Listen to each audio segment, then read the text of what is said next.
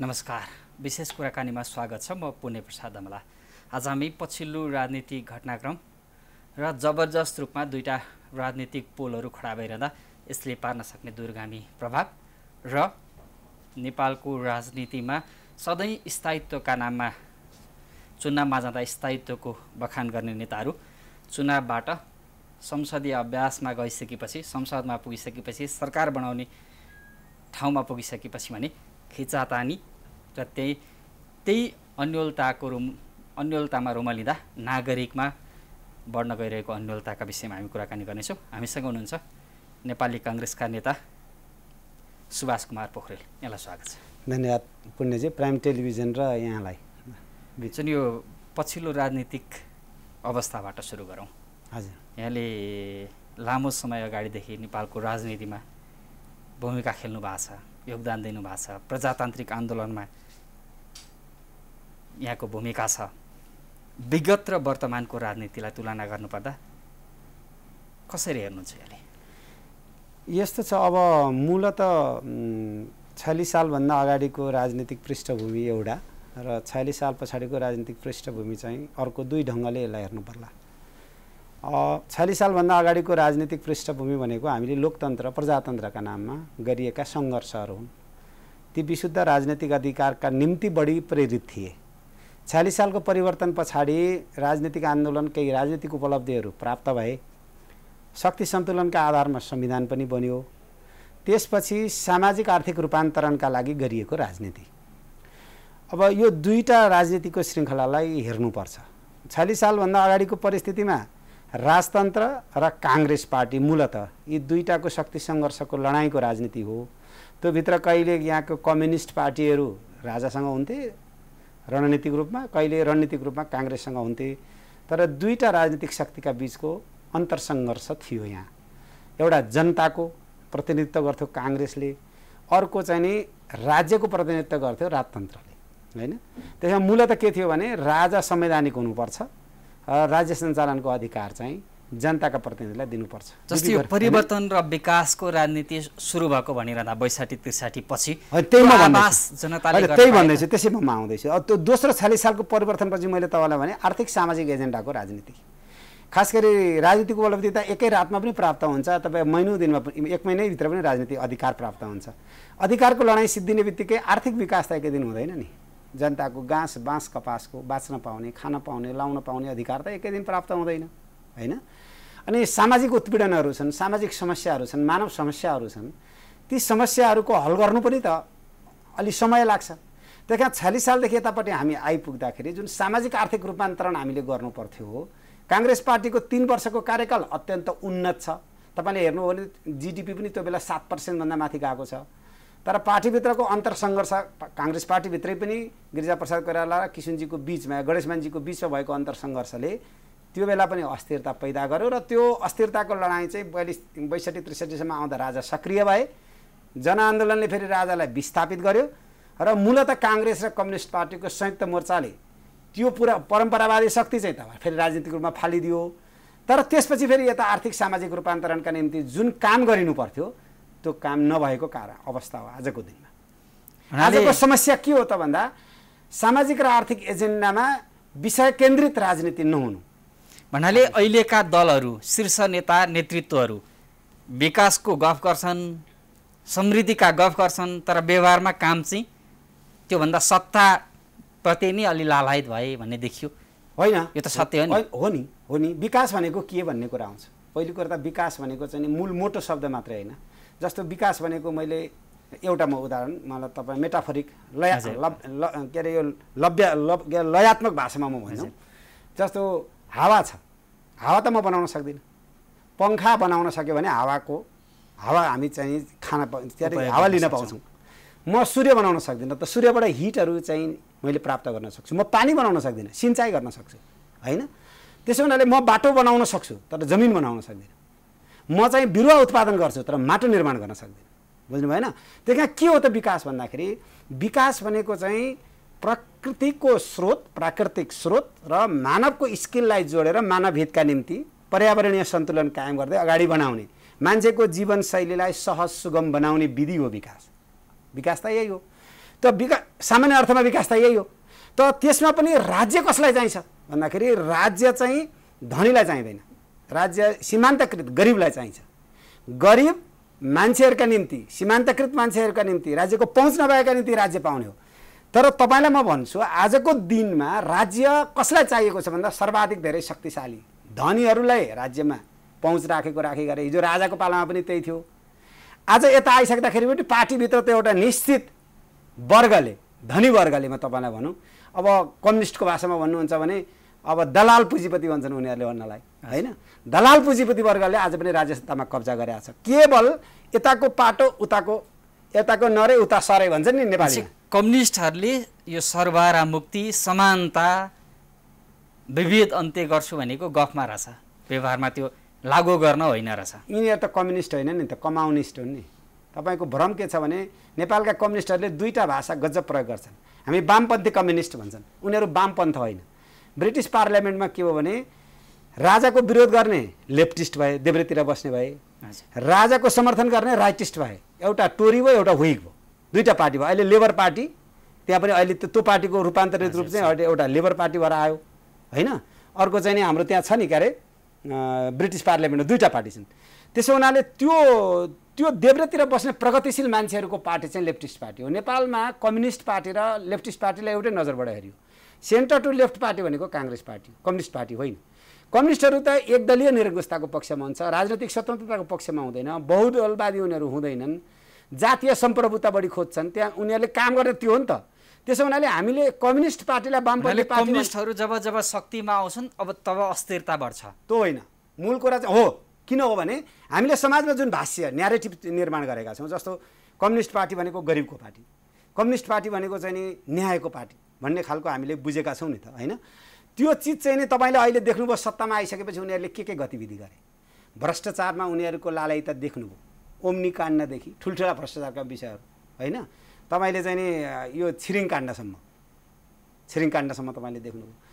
अहिले तपाईँले कोभिड देखिरहनु भएको छ। कोभिडको अवस्थामा भएको भ्रष्टाचार, स्वास्थ्य मन्त्रालयले गरेको भ्रष्टाचार, मान्छेले अक्सिजन नपाएको छ, यो मृत्यु होइन, यो राज्यले गरेको हत्या हो। यो त कुनै दिन सत्ता आउँदाखेरि, एउटा असल मान्छेको हातमा सत्ता आउँदाखेरि आजको प्रधानमन्त्री, आजको स्वास्थ्य मन्त्रीलाई त कानुनको कठघरामा उडाउनुपर्छ, किनभने राज्यद्वारा भएको हत्या हो यो।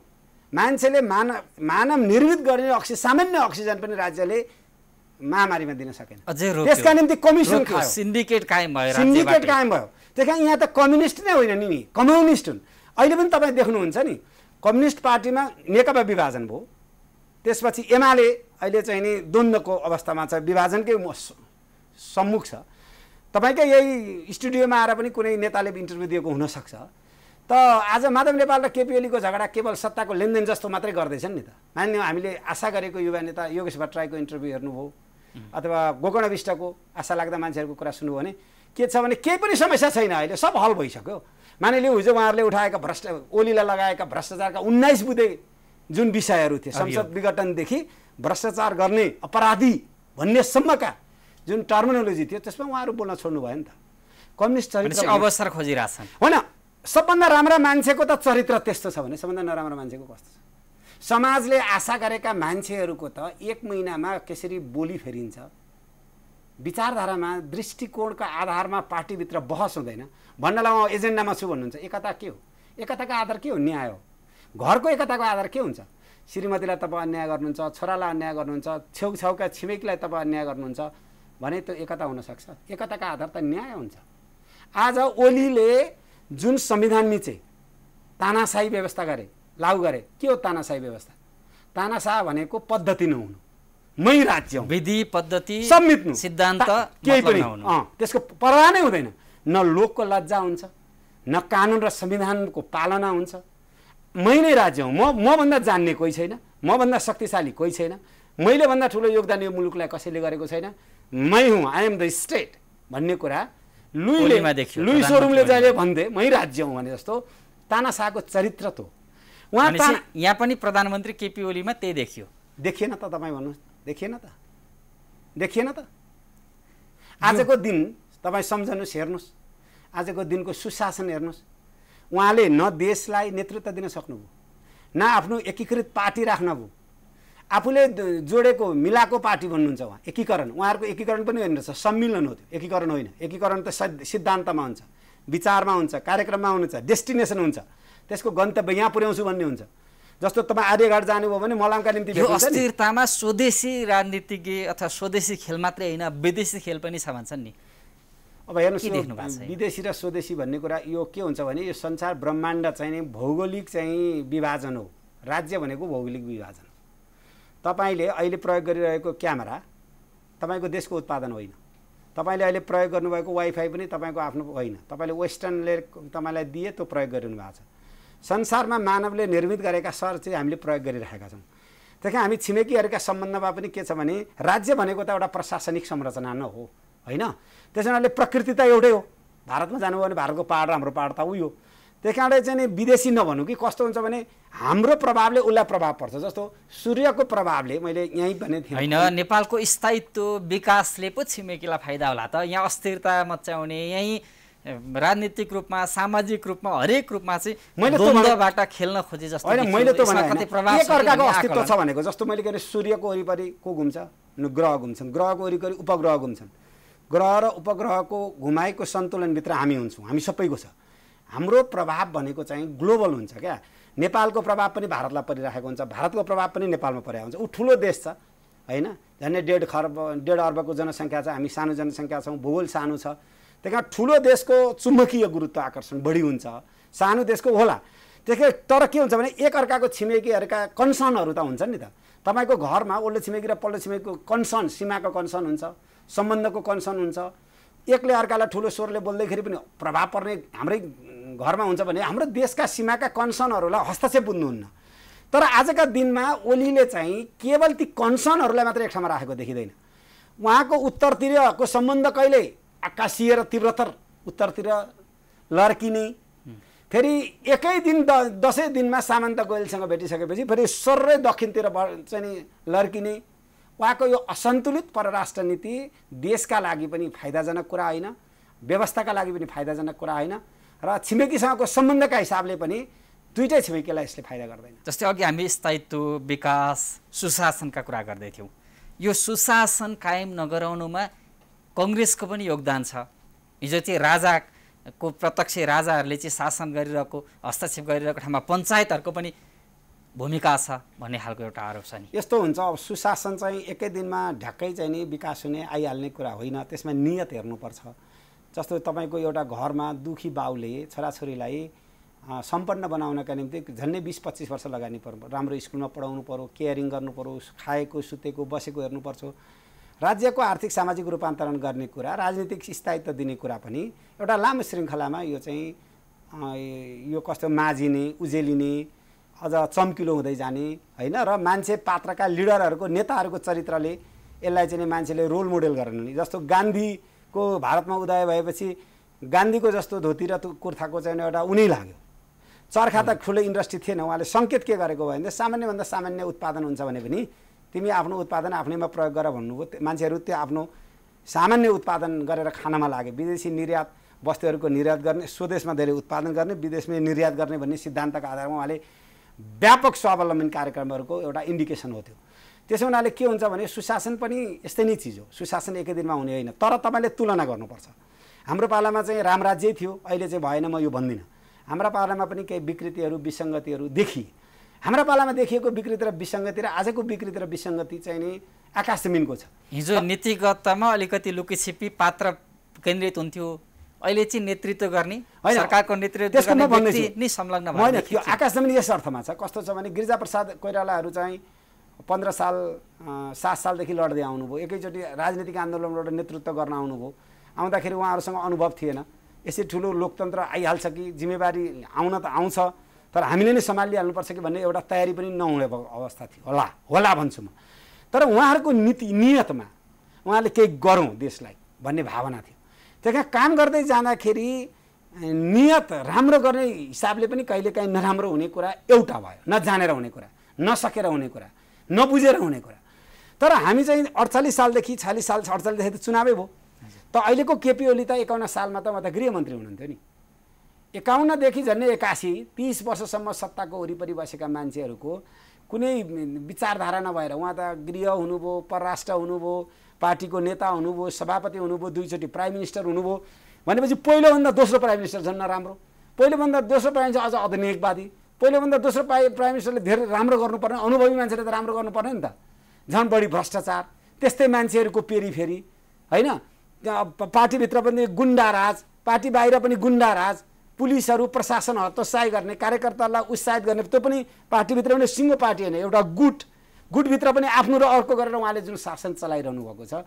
र तपाईँले हेर्नुभयो भने अझ अध्यादेश हेर्नुहोस्, संसद छ, संसदले अध्यादेशबाट संसदलाई विश्वास नगरेर संसदै सिद्ध्याएर अध्यादेशबाट शासन चलाउने। मैले तपाईँलाई भने अधिनायकवादी चरित्र भनेको त्यही, नियम अध्यादेश नभन्नुहोस् न, संविधान नै नमान्ने, कानुन नै नमान्ने, परम्परा र संस्कृति नै नमान्ने, मै हुँ, मैले बोलेपछि यो सत्य, म नै सत्य हुँ, सत्यको सम्मुख मान्छे म हुँ भन्ने विचारधारा या त्यो भित्रको आत्मविश्वास नै तानाशाही चरित्र हो के। जस्तै प्रजातन्त्र अहिले नागरिकमा वितृष्णा छ, यहाँले पनि भोग्नुभयो होला, आफ्नै निर्वाचन क्षेत्र जिल्लाका नागरिकहरूको कुरा सुन्दा पनि एकदमै अन्यल छ, आक्रोश छ राजनीतिप्रति, नेताप्रति। अब यो शीर्ष सबै पार्टीका शीर्षस्थ नेताहरू जसले चाहिँ आफूलाई अझै पनि युवा ठान्छन् तर वयोवृद्ध भएको छन्, तिनीहरूलाई राखिरहँदा पार्टीमा अथवा देशको नेतृत्वमा राखिरहँदा चाहिँ युवाहरूले, नयाँ भावी पिँढीहरूले चाहिँ केही पनि पाउँदैन भन्ने निराशा छ नि। होइन, यो पनि नभनौँ, पुस्ता युवा भनेको उमेर पुस्ता मात्रै होइन, विचार पुस्ता पनि हो होइन। अब तर स्वाभाविकै उमेर र विचारको सम्बन्ध छ कि छैन भन्दा छ। उमेरमा आउने विचारको तरङ्ग र बुढेसकालमा आउने विचारको चाहिँ नि तरङ्ग चाहिँ नि फरक किसिमको हुन्छ। उमेरमा आउने ऊर्जा र बुढेसकालमा आउने अनुभवको तरङ्ग फरक हुन्छ।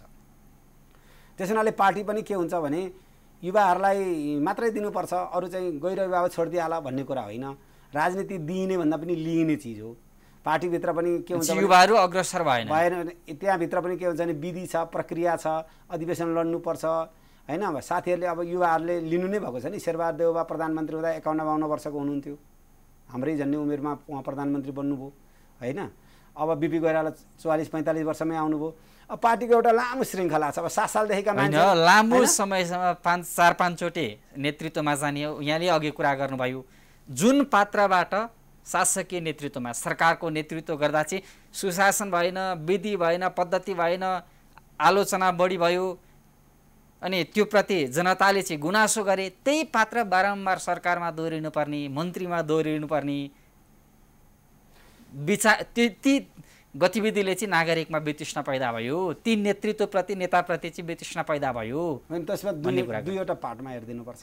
एउटा पार्टीभित्र निर्वाचित भएर आउने सभापति हकमा पार्टीका कार्यकर्ताहरू परम्परावादी भए, त्यहाँको परिवर्तन नचाहने त्यही किसिमको संरचना भयो होला। किनभने नेताले दिइने सदस्यता छ, नेताले आफ्नो वरिपरि छानेर वरिपरिका मान्छेलाई मात्रै सदस्य दिएर ल्याउने विधि छ सबैको।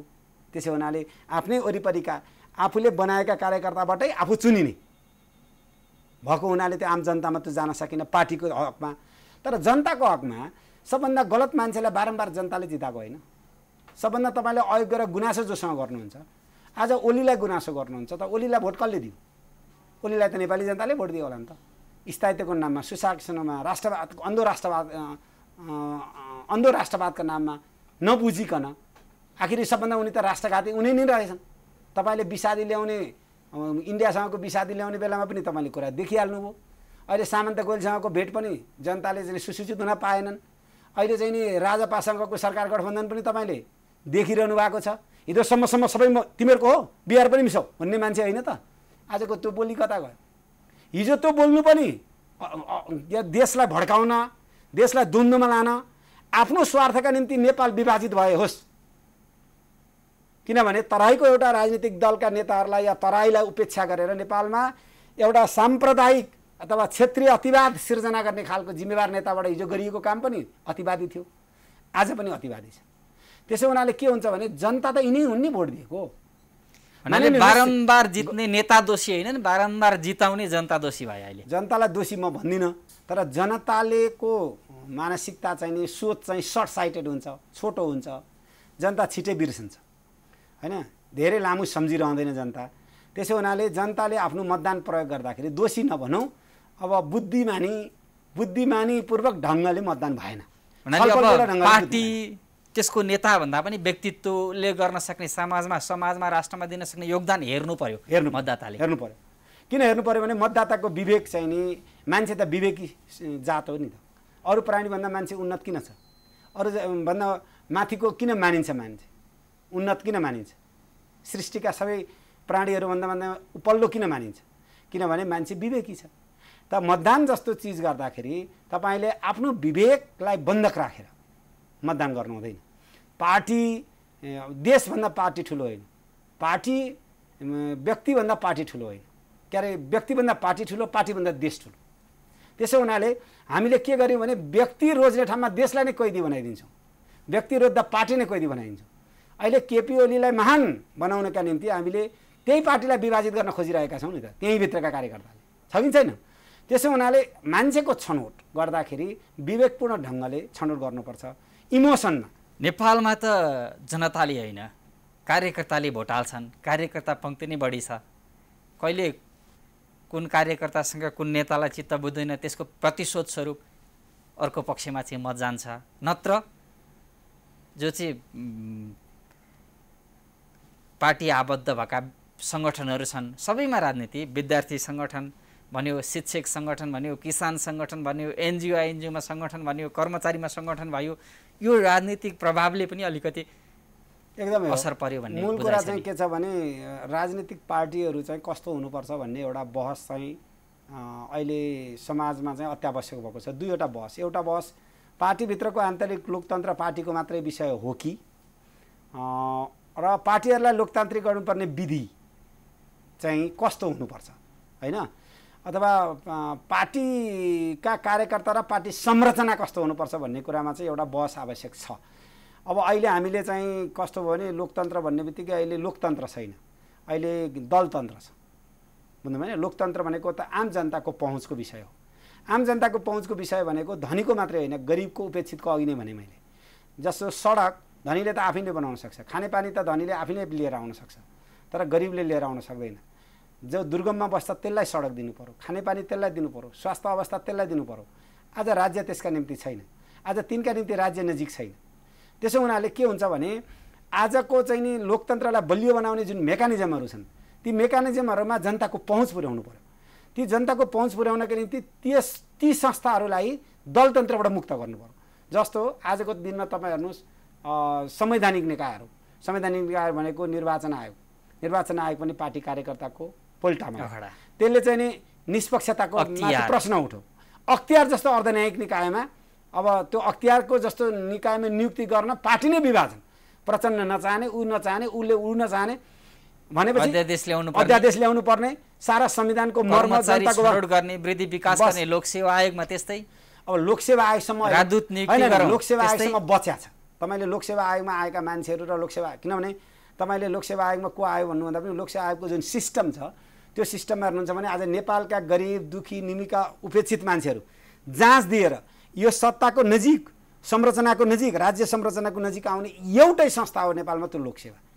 आज त्यहाँ दलितको छोरो पनि आइपुगेका छ, गरिबको छोरो, त्यो लोकसेवा नभएको भए नेपालमा ती गरिबहरूको पहुँच हुन्थ्यो होला। कति प्रतिशत भयो छोड्नुहोस्, 1% भयो होला, आधा % भयो होला, तर भएको छ। त्यो एउटै संस्था हो लोकसेवा। त्यसलाई छोडेर तपाईँ हेर्नुहोस् अरू सम्पूर्ण संवैधानिक निकायहरू, किनभने सरकार एउटा आफैमा व्यवस्थापिक अधिकार लिएर बसेको हुन्छ। त यो लोकतन्त्रलाई बलियो बनाउने, सुधार गर्ने संस्थाहरू भनेका चाहिँ आयोगहरू हुन्, संवैधानिक आयोगहरू हुन्। ती आयोगहरूमाथि तपाईँले दलतन्त्र लगाइदिएपछि त बर्बाद भयो। त्यसो हुनाले अघि तपाईँले उठाएको प्रश्न के हो भने त्यस्ता चिजहरूमा कस्तो बनाउने भन्ने कुरा चाहिँ हामीले ध्यान दिनुपर्छ। त्यसैका निम्ति संविधानमा त व्यवस्था छ। संविधानमा के व्यवस्था छ भनेदेखि कम्तीमा अहिलेको संवैधानिक व्यवस्था हुनु पर्यो भने संविधानमा व्यवस्था हुन्छ, कानुन बनाइन्छ, आफ्ना मान्छे नेता राजदूत नियुक्त गर्नु पर्यो भने कानुनै संशोधन हुन्छ। होइन यस्तो छ, त्यसलाई त जनताले अनुमोदन गर्यो नि। त्यस्तो नेतालाई किन नहराएको? 5 चोटि 6 चोटि 4 चोटि MP किन बनाएको? डाका छ भने डाकै चुनिन्छ नि त, जनताको दोष छैन। भनेपछि मतदान प्रणालीमा त्यो जनताको चेतनामा समस्या छ। हामी बाउलाई छोड्छौँ, जनताका प्रतिनिधि भएर आउँछौँ भन्ने राजनीति गर्ने त्यो चेतना जनतालाई भर्नका निम्ति सत्ताकै वरिपरि घुम्ने प्रतिपक्ष सत्तापक्ष भनेको त त्यसको पनि त विधि हुन्छ, पद्धति हुन्छ, सिद्धान्त हुन्छ, सत्ताका मान्छे चाहिँ गलत भए देश र जनताको बारेमा सोचेन भने प्रतिपक्षले खबरदारी गरेर जनतासम्म पुग्ने गरी जान सक्नु पर्दैन? पर्छ, त्यो भइ पनि राखेको छ नि। तर तपाईँले के हुन्छ भने जनताको चेतना, राजनीतिक दलहरूले राजनीतिक चेतना दिन्छन्, तर जनताले पनि को मान्छे खराब र असल भनेर त सुन्नु पर्यो नि त। हामीले लोकतन्त्रको बारेमा, सामाजिक न्यायको बारेमा, भ्रष्टाचारका बारेमा, भइरहेका कुशासनका बारेमा, नैतिक मूल्य मान्यताका बारेमा त हामीले प्रश्नहरू उठाइरहेका छौँ, बहसहरू गराइरहेका छौँ। तर मतदान गर्ने कुरामा त्यो हामीले ती मुद्दाहरू त बहस गराएकै छौँ नि। तर जनताले ती मुद्दा बहस गरे पनि गर्दैन, बरु आफ्नो बाउलाई छोड्छ, आफ्नो बाउले हुर्काएर बढाएर ल्याएकोलाई चडक्क छोडिदिन्छ, अन्याय गर्छ। तर मेरो पार्टी भन्छ, एउटा जान्ने एउटा मान्ने। जान्ने के हुन्छ भने विवेकपूर्ण ढङ्गले जान्ने, त्यो राम्रो हो कि नराम्रो हो कि ठिक के हो बेठिक के हो, यहाँ भोट हाले के हुन्छ, त्यो प्रतिनिधिले जिते के हुन्छ, मलाई त्यसको के असर पर्छ भनेर हेर्ने एउटा, त्यो जान्ने। एउटा मान्ने। मान्ने भनेको अन्धविश्वास। बाउले डोको छोपेर बिरालो त्यहाँ पूजा गर्ने बेलामा या श्राद्ध गर्ने बेलामा डोको राखेपछि बिरालो खोजेर बाँध, त्यो किन बाँधेको भन्ने थाहा छैन, बाउले किन बाँधे भन्ने थाहा छैन, श्राद्ध गर्ने बेलामा बाँधे जस्तो। पूजा गर्न बसिरहेको छ, पण्डितले के भनेको छ, त्यसको संस्कृतमा अर्थ के हुन्छ, अर्थ नेपालीमा बताउनुहोस्, यसको अर्थअनुसार म पूजा गर्छु, यसको चाहिँ के हो, जीवन र जगतका सन्दर्भमा या समाजका सन्दर्भमा यसको के हो छ भनेर नबुझ्ने। बाउले त्यही गर, हजुरबाउले त्यही गर, म त्यही गर्दैछु, छोरालाई त्यही गर्न भन्ने, एउटा मान्ने। नेपाली समाज कस्तो छ भने जान्ने भन्दा पनि मान्ने, अर्कालाई मान्ने। यसले गर्दाखेरि अन्धविश्वास र यथास्थितिवादमा छ नेपाली जनता र मतदातामा अझै पनि विवेक पुर्याउन सक्ने, राम्रो मान्छे छान्न सक्ने चेतनाको स्तर बढ्न नसक्दा यो परिस्थिति सिर्जना भयो। एकदम मलाई त्यो लाग्छ किनभने जनता, किन अहिलेको केपी ओली र उहाँको पार्टी त जनताबाटै अनुमोदित हो नि त, चुनाव जितेको हो नि त, होइन र? स्थायित्व, विकास, समृद्धि राम्रा आकर्षक नारा थिए नि त्यहाँ, होइन अरूले दिएका थिएनन् र? काङ्ग्रेसको पनि त विकास समृद्धि यही नै त थियो नि, थिएन र? होइन, लामो समयसम्म सरकारमा बसेको, वरिपरि बसेको कङ्ग्रेसको वितृष्णा, त्यो प्रतिको फ्रस्ट्रेसनको मत चाहिँ कम्युनिस्टहरूमा गएको हो, परीक्षण गरे कम्युनिस्टलाई, अब चाहिँ परिवर्तन हुन्छ जनमत भन्ने परिवर्तन त हुनै पर्यो नि। जस्तो काङ्ग्रेस पार्टी त प्रतिपक्षी सहितको व्यवस्था खोजेको हो नि त, काङ्ग्रेसले एकदलीय व्यवस्था खोज्दैन नि त। काङ्ग्रेसलाई आफ्नो स्थापनाकालमै के थाहा छ भने हामी कहिले जनताले पत्याए सत्तामा हुन्छौँ, जनताले नपत्याए प्रतिपक्षमा हुन्छौँ, त्यो पनि नपत्याए चाहिँ प्रमुख प्रतिपक्ष पनि हुन पाइँदैन भन्ने हामीलाई थाहा छ। हामीलाई थाहा पनि छ र हामी त्यसैका निम्ति लड्छौँ, लडेका पनि हौँ। हामीले प्रतिपक्षी सहितको बहुलवाद भनेकै के हो भने विभिन्न विचारधारा हुन्छन्, विभिन्न जात हुन्छ, धर्म हुन्छ, लिङ्ग हुन्छ, वर्ग हुन्छ, तिनीहरूको सामूहिक प्रतिनिधित्व गर्नका निम्ति बहुलवाद चाहियो। त्यसमा जित्नेले सत्ता चलाउँछ, हार्नेले जनताको खबरदारी गर्छ। जित्नेलाई सत्ताको अधिकार छ, हार्नेलाई जनताको वकालत गर्ने अधिकार छ। हामी त त्यसैमा विश्वास गर्छौँ नि। हामीलाई हारे बापत गुनासो छैन, तर जित्ने सत्ता निर्मम, निरङ्कुश र अधिनायकवाद भएर झन्झन हिजोका उपलब्धिहरू, 70 वर्षका राजनीतिक उपलब्धिहरू गुमाउने अवस्थामा जाँदाखेरि त त्यसका विपक्षमा त उभिनु पर्यो नि त। काङ्ग्रेस पार्टी उभिनु परेन? काङ्ग्रेस पार्टी उभिएको पनि छ। हामीले कैयौँ वर्ष हाम्रा नेताहरूले, तपाईँले सन् बिपी कोइरालादेखि गिरिजाप्रसाददेखि अहिलेकै हाम्रो पार्टी सभापति शेरबहादुर रामचन्द्र दाईसम्म 8-9 वर्ष जेल बसेको, लडेको, भिडेको पुस्ता हो। जान्नु भएन होला, लोभी हुनुभयो होला, परिस्थिति अनुसार चाहिँ त्यसलाई अलिकति जनताको भावना अनुसार हिँड्न सक्नु भएन होला। तर उहाँको इतिहासप्रतिको निष्ठा, उहाँहरूले लोकतन्त्रमा पुर्याएको योगदान त नेपालका कुनै राजनीतिक दलका नेताभन्दा धेरै अब्बल छ नि। उहाँले कसैलाई मारेर, हिंसा गरेर, अरूले जस्तो चाहिँ नि अहिलेकै प्रधानमन्त्रीले हिंसा गरे बापत पक्रिएको हो नि त। राजनीतिक हो, हिंसा राजनीतिक थियो, ठिक हो, तर के थियो भने हिंसा, कोही माथिको हतियार उठाउने, हतियारले मार्ने व्यक्ति हिंसाबाट राजनीतिक उलटपुलट गर्छु भन्ने विचारधारा त ठिक होइन नि त। सत्तासँग पो लडाइँ हुन्छ त, व्यक्तिसँग के लडाइँ? तर विचार तलका ती ढकालहरू मारेर उहाँ आउनुभएको हो नि त। कुरा राजनीतिक हो, तर माध्यम हिंसा थियो। तर हामीले त हिंसा गरेको होइन नि। हामीले त अहिंसात्मक आन्दोलन, हिंसा गरे पनि राज्यसँग गरेको, व्यक्तिसँग होइन। त्यही कारण व्यक्तिसँगको वैरभावको अन्त्य गरिनुपर्छ राजनीतिक लडाइँमा। जस्तै यो रोके मैले तपाईँलाई, यो सत्ता बाहिर बसुन्जेल चाहिँ राष्ट्रवादी हुने, मै मात्रै ठिक, हामी मात्रै ठिक हुने, सत्तामा गएपछि देश र जनता गर्नुपर्ने दायित्व, त्यो नेतृत्व लिएपछि गर्नुपर्ने दायित्व चाहिँ चटक्कै भुल्ने प्रवृत्ति नेपालका नेताहरूमा देखियो, विगतदेखि वर्तमानसम्म भने। केलाई राष्ट्रवाद बुद्धिजीवीदेखि सबैको होइन। मैले एउटा के हेर्छु भने नेपाललाई आघात पर्ने, नेपालको प्राकृतिक स्रोत, सम्पदा, सुरक्षा र नेपाली जनताको भावनाका प्रतिकूल हुने कुरा नै राष्ट्रघात हो, होइन? हाम्रो समाज पनि कस्तो छ भने यहाँबाट इन्डिया गयो भने इन्डियामा नेपाली मूलका कति एमपी छन्। अहिले एउटा के बिष्ट भन्ने यहीँबाट जित्नु भएको छ, यो हाम्रो दार्जिलिङ साइडबाट झापामा जन्मिनु भएको मान्छे छन् कि छैनन्। नेपालमा पनि कयौँ मान्छेहरू गएर त्यहाँ एमपी बनेका छन्। तर उहाँ ठुलो देश, हामी 1 लाख 2 लाख 5 लाख मान्छे जाँदा पनि त्यसलाई केही पनि असर पर्दैन। तर त्यहाँका केही मान्छेहरू यहाँ आउने बित्तिकै हाम्रो चाहिँ यहाँको आर्थिक सामाजिक राजनीतिक जीवनमा धेरै ठुलो उथलपुथल आउँछ, ठुलो परिवर्तन आउँछ, बनावट नै फेरबदल आउन सक्छ। त्यसो हुनाले उनीहरूको प्रभाव हामीलाई पर्ने हो। तर हाम्रो विचारधारा पनि एकदम खराब छ। हामी मधेसका काला मान्छे देख्ने बित्तिकै यो चाहिँ नि इन्डियन भन्छ। तपाईँ स्वयं नेपाली पनि त इन्डियाकै हो, हामी पनि त इन्डियन हो नि। हामी इन्डियन मूल होइन। शमसुद्दिनको आक्रमणपछि हामी चाहिँ लुक्दै छिप्दै धर्मको सुरक्षामा धर्म जोगाउनका निम्ति तपाईँ र हाम्रा पुर्खा उताबाट भागेर यता आएका, अनि धर्म जोगाउन आएका कुन्दरामा बसे, उनी मरे, स्कुल छैन, विद्यालय छैन। हामी सबभन्दा नपढेका, गुवार, नबुझेका मान्छे भयौँ। सबभन्दा बुझ्ने धर्मात्माका छोराहरू अन्धा अशिक्षाबाट टाढा भइयो र हजारौँ वर्ष तिनीहरू दुर्गममा बसेर अनि त्यहीँ स्कुल खोले, त्यहीँ फेरि सामाजिक जीवन परिवेशहरू निर्माण गरे, बिस्तारै बिस्तारै बनाउँदै आए। त्यसो हुनाले हामीले के हेर्नुपर्छ भने नेपाल भारतको सम्बन्ध या नेपाल चाइनाको सम्बन्ध, अझ चाइनाभन्दा पनि नेपाल भारतको सम्बन्ध हाम्रो चाहिँ नि कस्तो हो भने धार्मिक, सांस्कृतिक र चाहिँ एकअर्काको भौगोलिक सम्बन्ध पनि हो, भौगोलिक सम्बन्ध पनि हो। त्यसो हुनाले हामी उनीहरूको भाषा हिन्दी त हामी यहाँ करिकुलममा छैन, तर हामी हिन्दी बुझ्छौँ, बोल्न खोज्छौँ। हामी पढिरहेको अङ्ग्रेजीभन्दा हामीलाई हिन्दी मिठो लाग्छ। चाइनिज हामी चाहिँ सुन्दैनौँ पनि, पढ्दैनौँ पनि। त्यो चाहिँ हाम्रो सांस्कृतिक भाषिक सम्बन्धहरू हुन्। त्यसले हाम्रो जीवनमा प्रभाव पर्छ। हामी अत्यन्त सङ्कुचित भएर छिमेकीलाई धेरै गाली गरेर आफू मान हुँदैन। हामीले इन्डिया छिमेकीसँग कल्चर त्यही भयो। भारतलाई कसैले विरोध गर्यो, राष्ट्रवादी अथवा सिद्धान्तमा, विधिमा, पद्धतिमा, कूटनीतिमा अब्बल साबित भएर चाहिँ उसँग एउटा सार्वभौम सत्ताको रूपमा त्यो विचारधारा राख्न सक्यो, त्यसरी चाहिँ प्रभाव पार्न सक्यो भने त्यसलाई चाहिँ कमजोर देखियो भन्नेदेखि नै हो यो संस्कार विकास भएको छ नि। खास गरी एउटा चाहिँ नि अहिले तराईका मान्छेहरूले चाहिँ, खास गरी तराई समुदायले हामीलाई चाहिँ पहाडिया राष्ट्रवाद भन्छन् नि।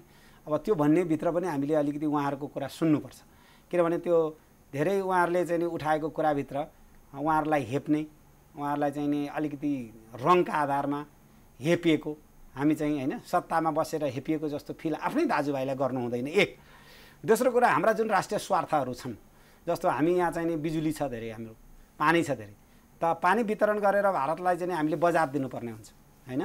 अब बजार त तपाईँसँग छैन, तपाईँले चलाउन सक्ने त यहाँ चलाउनुहुन्छ, उब्रिएको कहाँ दिने त? कि त्यहीँ दिनु पऱ्यो, कि बङ्गालमा दिनु पऱ्यो, हाम्रा छिमेकीहरूलाई दिनु पऱ्यो, कि चाइना दिनु पऱ्यो? चाइना दिन गाह्रो छ भनेपछि नेपाल भारत सम्बन्ध चाहिँ तपाईँले हेर्दाखेरि व्यापारिक सम्बन्धहरू पनि हुनु आवश्यक छ नेपाल भारत सम्बन्धको सन्दर्भमा। अब सामाजिक सांस्कृतिक सम्बन्धहरू हाम्रा छँदैछन्। अझ यसलाई उन्नत कसरी गर्ने, हाम्रा राष्ट्रिय स्वार्थहरूमा जोडेर कसरी लिएर जाने, हामीले नयाँ पुस्ताले बहस गर्नुपर्छ। र नेपालको परराष्ट्र नीति जो छ, जुनसुकै दल आए पनि हाम्रा छिमेकीहरूलाई हेर्ने दृष्टिकोणमा एउटा साझा अवधारणा राज्यको बनाएर हिँड्नुपर्छ। केही अवधारणाहरू, हाम्रा मान्यताहरू पनि छन्, पञ्चशीलका मान्यताहरू पनि छन् होइन।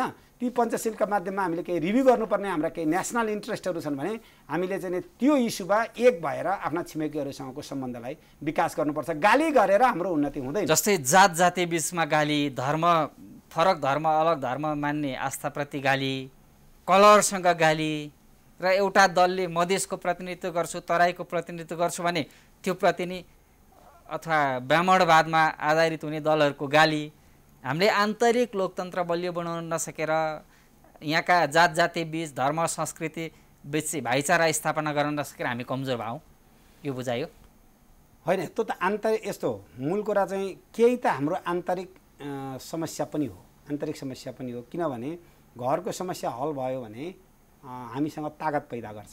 एउटा परिवार, हाम्रो निजी घर पनि तपाईँ हेर्नुहोस्, देशको समस्या हामी एक भयौँ, हाम्रो भावना एक भयो, एकअर्कालाई हेपिएको महसुस भएन। राज्यको भूमिका त्यही हुनुपर्छ। हाम्रो के नेपाल भन्ने देश केवल हाम्रो मात्र होइन, सामूहिक भावना हो। देश के हो? ढुङ्गो होइन, माटो होइन। बिपीले भन्नुहुन्छ नि त, देश भनेको ढुङ्गो माटो होइन, जनताको सामूहिक भावना हो। कुनै समस्यासँग जुझ्न सक्ने तत्परता हो। कसैलाई दुःख पर्दाखेरि आँसु बहने भावना हो, त्यो एकीकृत भावना हो नि त। त्यसो हुनाले आन्तरिक चाहिँ नि हाम्रो व्यवस्थापन त हामीले गर्नै पर्छ। त्यो गर्यो भने देखिएन नि यहीँनिर आएको। जस्तै कोही अलिकति उग्र भयो, अलिकति तानासा जस्तो बन्न खोज्यो, म सफ्थोको भन्न थालेपछि उसलाई हटाउनै पर्यो, गठबन्धन गर्नु पर्यो। बसेर देशको लोकतन्त्रलाई हामी आन्तरिक पार्टीलाई चाहिँ बलियो बनाउनुपर्छ, हामी नेताहरू बलियो बन्नुपर्छ, हाम्रो समाज बलियो बनाउनुपर्छ, कूटनीतिक रूपमा बलियो हुनुपर्छ, देशलाई नै अप्ठ्यारो पर्ने गरी काम नगरौँ भन्ने तरिकाले आह्वान चाहिँ कसले गर्यो? यस्तो हुन्छ कि मूल कुरा यो मोबाइलको पनि भर्सन भन्ने हुन्छ, 7 भर्सन 8 भर्सन, अहिले आइफोनको के 13 कि 13 भर्सन आइसक्यो, बुझ्नु भएन? कुनै पनि चिजको बदलाव भइरहन्छ, मान्छेको चेतना, सामाजिक जनजीवन, टेक्नोलोजीको प्रभावले मान्छेको चेतनालाई बदलिरहन्छ। हामी यो नसम्झौँ कि हामीले आज चाहिँ नि 20-30 वर्षको अभ्यास छ, त्यसमा पनि यहाँ हिंसात्मक द्वन्द्व बढ्क्यो, दुईटा छिमेकीहरूको विशाल छिमेकीहरूको बिचमा हामी छौँ, अब तिनीहरूले पार्ने प्रभाव पनि हाम्रो छ। यो सबै अस्तव्यस्तताबाट हामी आइरहेको अवस्थामा भयङ्करै उन्नत लोकतन्त्र तपाईँले खोजेर हुँदैन।